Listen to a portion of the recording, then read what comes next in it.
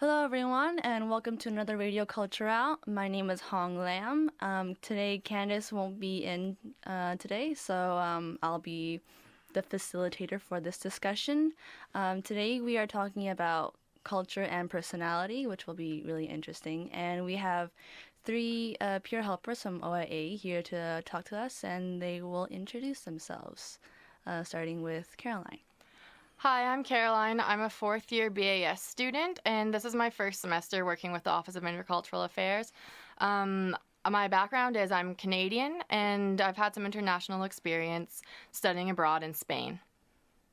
Hi, I'm Shannon. I'm also the first year working with the Office of Intercultural Affairs, and I'm also a Canadian, but I spent most of my life in Hong Kong, and then now I came back to Canada with further education. Hi, my name is Tirth. I'm a fourth year wildlife biology student.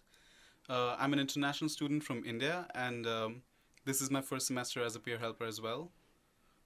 And yeah, Okay, so okay, so those are our three peer helpers. You guys already know me. My name is Hong Lam, and I'm Vietnamese, but I'm also pretty much grew up in Canada. So let's get started with our first question. So how do you guys define personality as being influenced by culture, as opposed to, say, parents or society influencing personality? How would culture influence it? I'd say that defining personality based on your culture is a huge nature versus nurture debate, the ongoing debate. Yeah. So where you're brought up versus what you're born with. So I think that personality would be formed in a combination of both of those things. Okay, so you think that just in terms of, so culture doesn't have much of a main influence in it, it's just contributing to I would say that stuff? culture has a major contribution, but then Okay. also your personality, your innate born with personality would have something to do with it as well. Okay, so what do you think, how do you think that culture affects your personality? It affects your personality in a lot of ways. So in terms of your social relationships with people, culture forms a huge part of that. And your relationships with, for example, your friends, your parents, your significant other, and then other smaller aspects of personality, such as whether you are a patient person or not, I think would have a lot to do with certain cultures. Oh, yeah. yeah, I'd say that I have noticed a lot of differences in personality and how culture can affect it. It might not be very out there, might not be very explicit, but yeah, even in my own personality, after coming here, I can see a little bit of difference from 4 years ago when I just got here and now, the way I talk to people and just the things that we talk about. I think again, I don't know exactly what it would be, but there are subtle differences.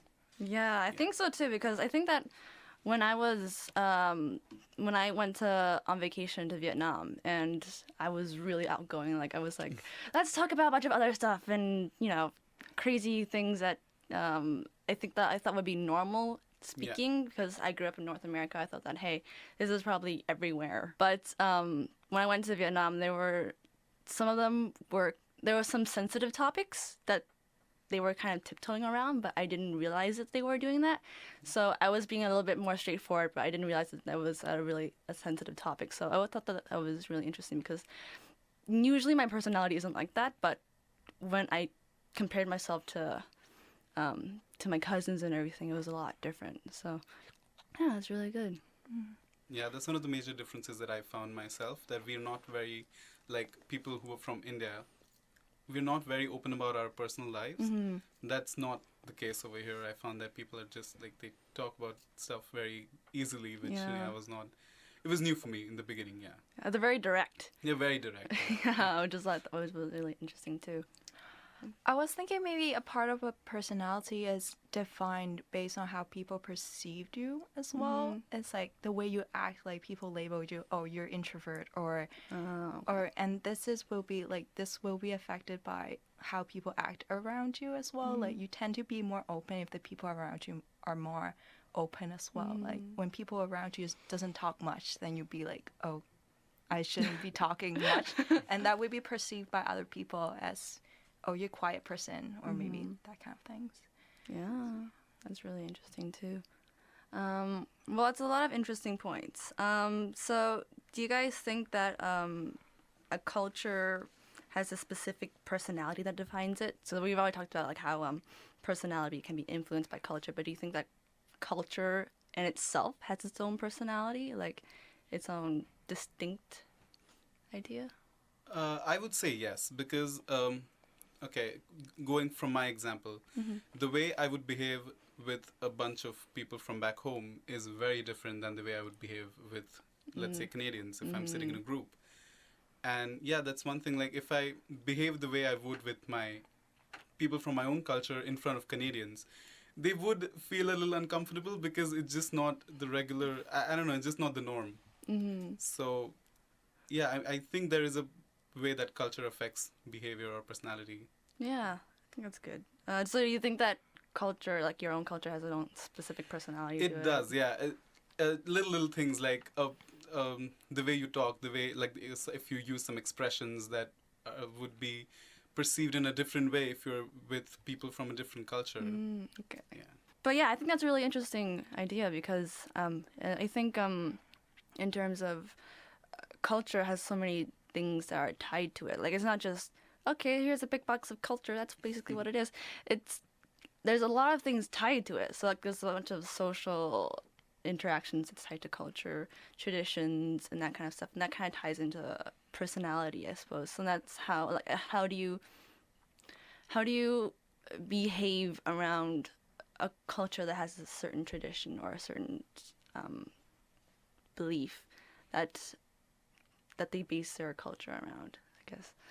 Yeah, I think I thought of an example where, for example, if we're sitting in a group of people, if I'm sitting with a bunch of my friends from India, and if we are eating, for example, we would just pile everything on the center of the table, and we would just eat whatever we want from whoever's like lunch it is or whatever, which I have seen like it's different over here. Like people don't generally do that.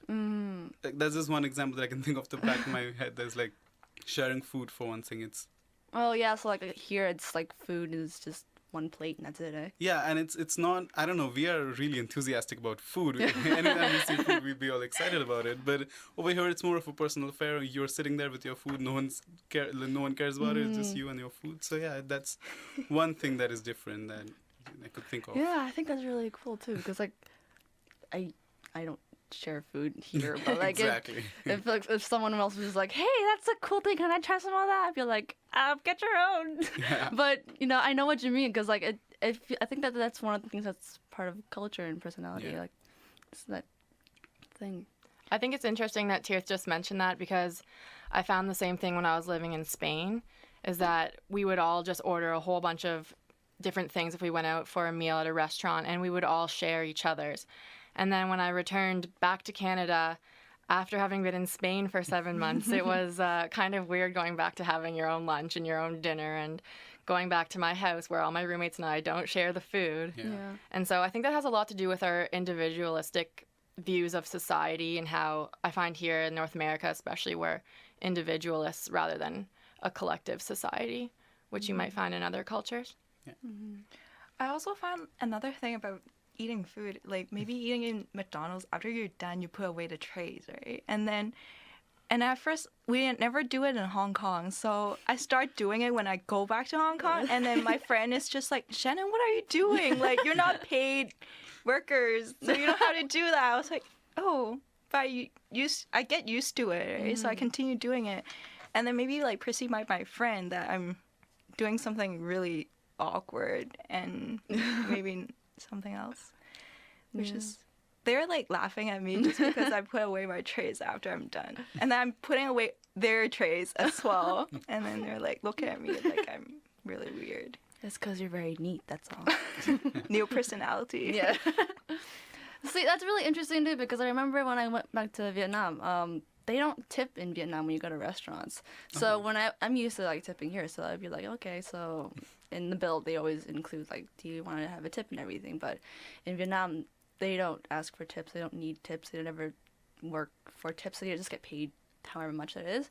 And so when I was so used to that. I went back to Vietnam, and when I went to the first restaurant I went to in Vietnam, it was a lot different than what I was used to, and like I didn't realize that they didn't have tips, so I just gave like an extra, how much money extra, and they were like, "Why are you paying over?"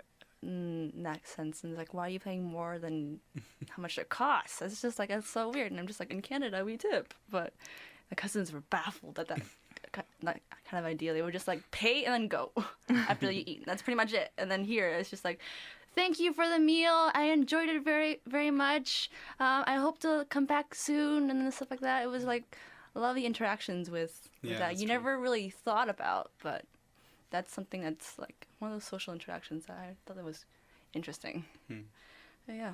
Okay. I have something else to add in terms of culture having a certain personality. Okay. When I was thinking about it, I was wondering if there's a difference between a cultural personality and a cultural stereotype. Oh. So I don't know what you guys think about that, but I was thinking of the big example between Canadians and Americans in terms of like the Canadian stereotype of a Canadian being a nice, friendly really individual, very polite, and the obnoxious American. So I wasn't sure if that would be considered in cultural personality or more of a stereotype, because obviously not all Canadians or all Americans are the same.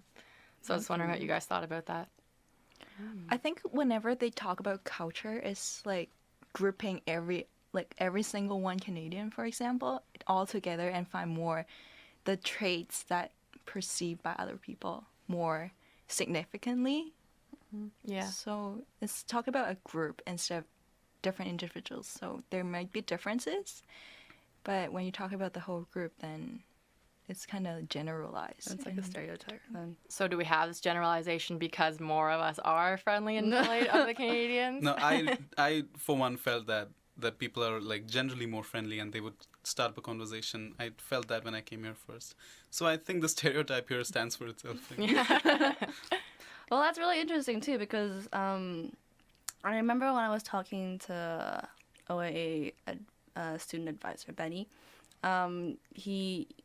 he collected a lot of opinions from international students that he spoke to, and a lot of the comments from the international students were that Canadians sometimes come off as cold, which I thought was really interesting because like I never really thought about it. I've never heard that. But then when he explains it, it makes sense, because he's basically saying the reason why some international students think that Canadians are a bit cold is that, say for example, if you're on the bus, it's like everyone's really quiet, and it's not like everyone's meant to talk, but the bus is like a public place, and if someone does talk, it's like in whispers or stuff like that, which I thought was really interesting because I never really thought about it, but yeah, it makes sense because like no one raises their voice in a bus, but it's not like the bus requires an indoor voice, so that's why I thought was interesting, but it's more like I think it's more like if someone says, hello, how are you? It's just basically saying hi than it is to saying, hello, how are you feeling? And, I have the flu and I feel doing really well.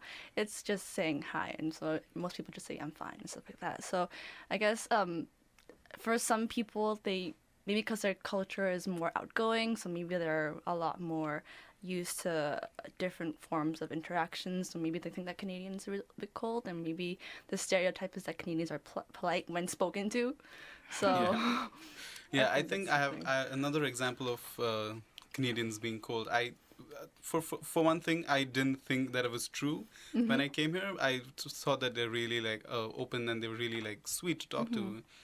But one thing that I noticed is, for example, for my first lecture, I went and I sat beside people, and you generally start up a conversation about the professor or something like that.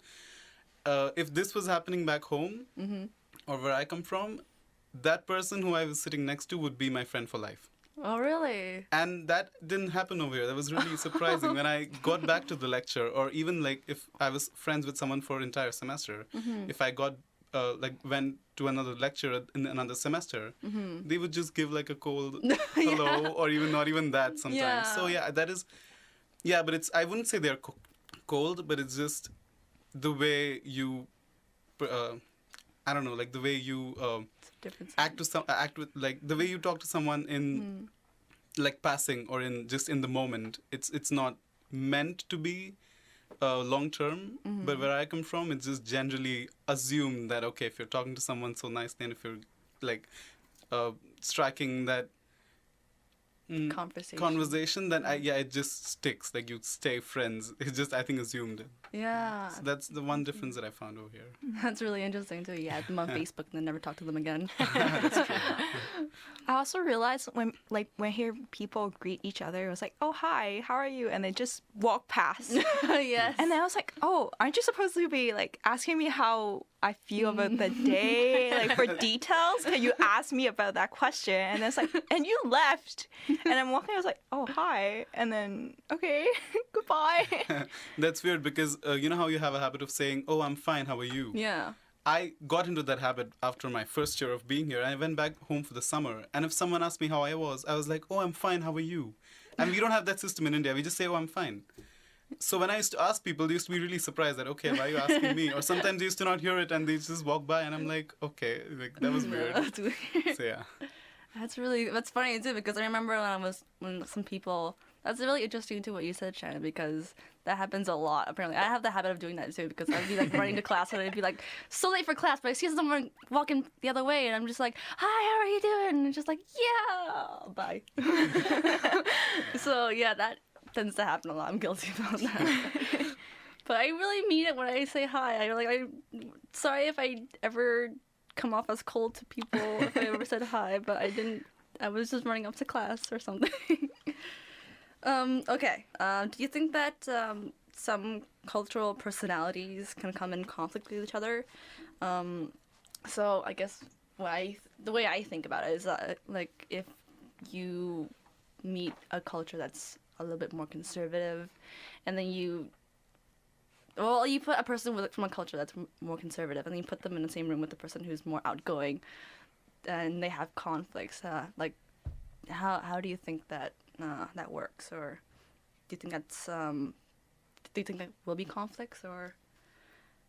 I think that there definitely can be conflicts between individuals from different cultures, and I think that maybe the main reason why these conflicts stem is from a lack of understanding of the other culture. So the way one person acts might be completely normal, but to this other person it could seem rude or obnoxious, or maybe the outgoing person would seem way too over the top for this person from a conservative culture, but that's how their culture has shaped them. So I think conflicts can definitely occur. I have one anecdote actually from when I was living in Spain, and I was living with a girl from Germany and a Spanish girl and myself. So the German girl would always do her dishes, but she wouldn't rinse off the soap off of the dishes. Really? And my roommate and I, so the Spanish girl, and I thought that it was really, really gross. And we're like, why aren't you rinsing the soap off the dishes? Like, we're going to be eating soap. And she's like, what are you talking about? We never rinse the soap off. Like, in Germany, we always just leave it like this. And so that was, we kind of got into a little bit of a fight about it. And I think this is an example of the cultural conflicts, because we weren't understanding that that is their cultural norm. And so then it comes to, well, we're living in Spain. How do you act? There's two international students and a local living together. So it was a funny experience, but we got over it and moved on. And she started rinsing the soap off the dishes. I was just going to ask about that. 2 against 1. Yeah. Outnumbered. Yeah, in my first semester here, I was living in a triple with 2 Canadians. And it's like one room with 3 beds. So it's basically we're living together. And yeah, there were conflicts when it came to just little things like noise. Personally, I'm not a very, like a party person. I tend to be by myself and with like a small group of friends. And that's not a cultural thing. That's just my personal way of dealing with it. But I think what mattered was how I try to resolve the conflict, we are not very like direct most of the times. And it was just like 3 months since I'd been in Canada, so I hadn't really inculcated those habits. And I was like, how can I tell them to be quiet? Like, isn't that rude? Like, wouldn't they feel bad about it? But as time went by, and I was being miserable all that time without telling them, but as time went by, I realized that it's acceptable here to tell someone, you know what, I'm getting disturbed, could you please turn it down? And they do that. They don't feel bad about it. Oh, that's So good. yeah, so in my consequent years, I just learned that, and I don't face that problem anymore because I've learned to be more direct Oh, that's good. with people. Yeah.